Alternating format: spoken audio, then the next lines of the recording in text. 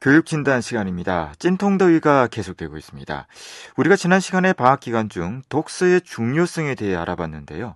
오늘은 지난 시간에 이어서 미래의 생존 수단이라고 할 수가 있는 표현력과 창의력을 어떻게 기를 수 있느냐에 대해 얘기해보는 시간 갖도록 하겠습니다. 오늘도 윤일은 교육문화연구소 대표 윤일은 선생님 전화로 모셨습니다. 윤 선생님 안녕하십니까? 네, 안녕하십니까. 표현력과 창의력이 그렇게 중요한 이유부터 좀 설명을 부탁드립니다.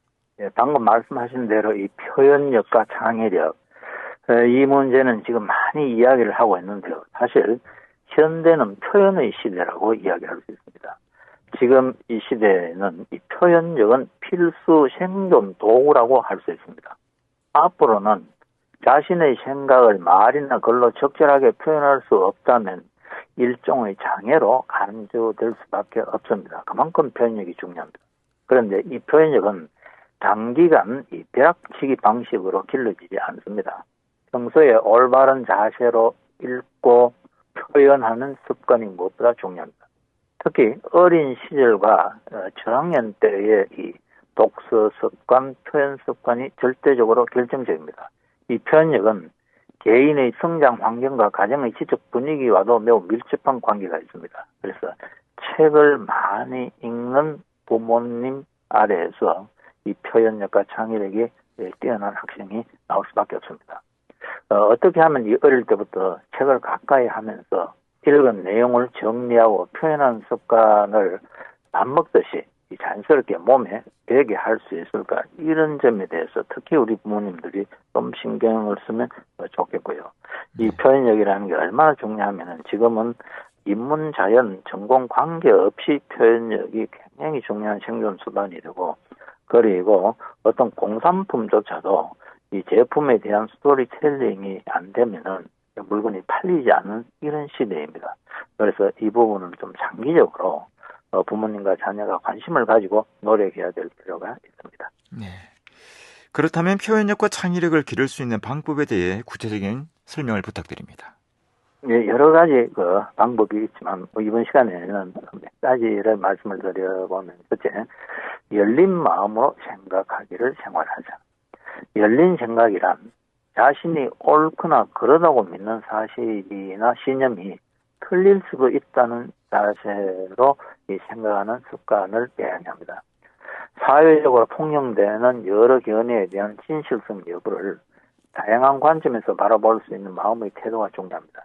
이 열린 마음이란 다른 쪽의 입장에서 논리적 타당성을 살펴보거나 상대방의 올바른 비판을 수용하는 자세도 굉장히 중요합니다. 특히 이 점에서 우리 아이들은 이 자녀가 한둘 되면서 자녀의 견해에 대해서 비판을 하거나 너무나 하면 받아들이지 않는 경우가 있는데, 이 열린 마음은 표현력, 창의력뿐만 아니라 인성, 품성을 위해서도 굉장히 중요한 덕목입니다.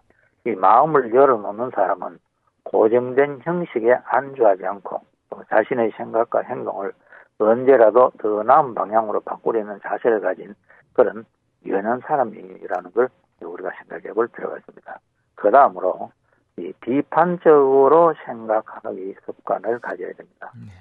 비판적인 사고는 이 당연한 것, 자명한 것, 길들여진 것, 자연스러운 것, 정상적인 것, 금지된 것, 익숙한 것 등의 거리두기를 통해 의심하는 것이고 저항하는 것이며, 그 이유를 묻고 또 묻는 것입니다.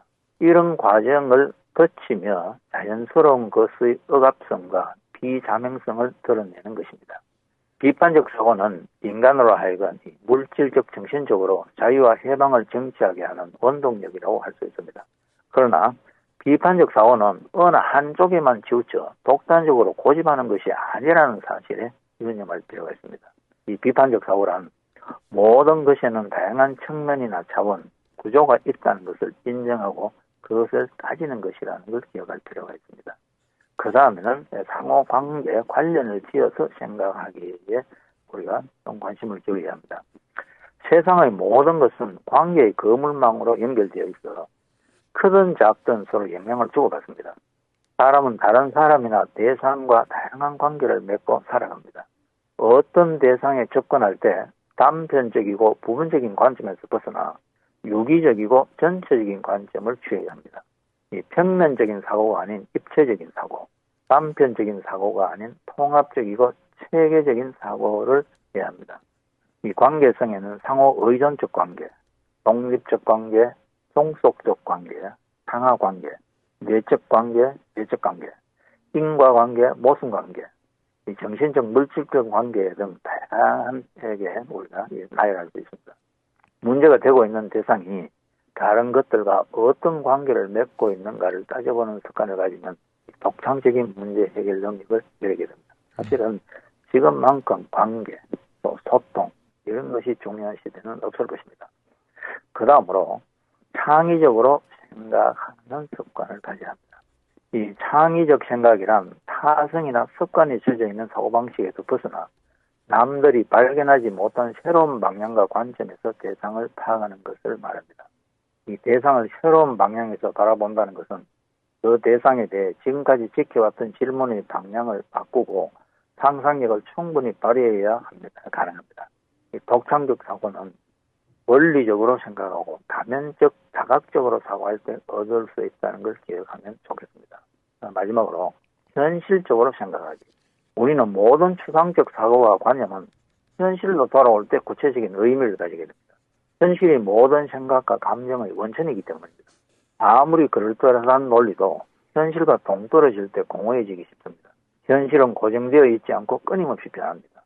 현실 속에서 제기되는 다양한 문제들을 올바르게 파악하고 바람직한 해결책을 제시하기 위해서는 여러 쟁점들에 적극적인 관심을 가져야 합니다.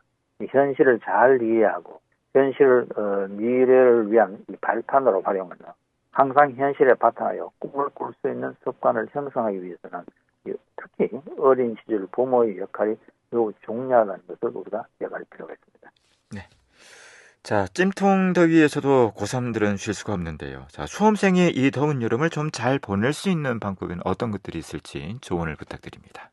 정말 이 더위에 우리 수험생들 너무 수고가 많죠. 그래서 우리 수험생들에게 꼭 드리고 싶은 말씀은 욕심을 내지 말고 그냥 1학기 때 배운 내용, 교과서의 기본 개념과 내용을 확인하는 선에서 거치자.